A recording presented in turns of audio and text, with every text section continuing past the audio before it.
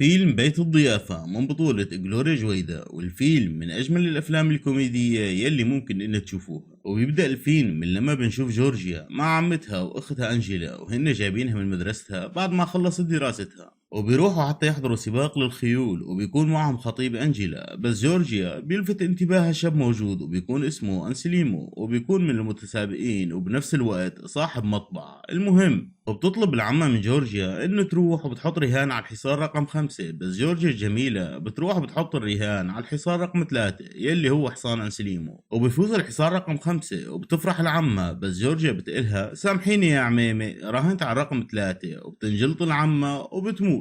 وبيحكي لهم المحامي انه العمة كانت مدمنة على قمار وعليها ديون كتير وما في عندها الا فيلا بالريف، بس حالة الفيلا تعبانة ولازمها كتير شغل. وفعلا بنشوف جورجيا وأنجيلا وخطيبها وصلوا للفيلا وبيقرروا انه يعملوها اوتيل، وبنشوف جورجيا عم تجرب تجيب زباين على الاوتيل وفعلا بتنجح انه تجيب اول زبون، وبتصير بتستخدم اساليب كتيرة لجلب الزبائن ومنها الاغراء طبعا، وبتنجح انه تجيب تاني زبون وتالت زبون وعدة زبائن. وبالاوتيل كل زبون بيكون في له متطلبات خاصة من جورجيا مثل المحامي ورجل السياسة والطبيب وغيرهن، وبتصير احداث كتير شيقة وممتعة ومضحكة للغاية، وبنعيش لحظات من المشاهدة يلي ما ممكن بيوم انه ننساها وراح تضل هالمشاهد معلقة بذاكرتنا. وبالنهاية بيكتشف أحد الزبائن إنه مرته موجودة بالفندق مع عشيقها، وبيكون هالزبون قاضي، وبتكتشف زوجة زبون آخر إنه جوزها موجود بالفندق كمان، وبيكون جوزها طبيب، والسياسي ما بده تصير فضيحة كرمال منصبه، والكل بيتفق إنه ما بيعملوا فضيحة كرمال ما بيتأثروا.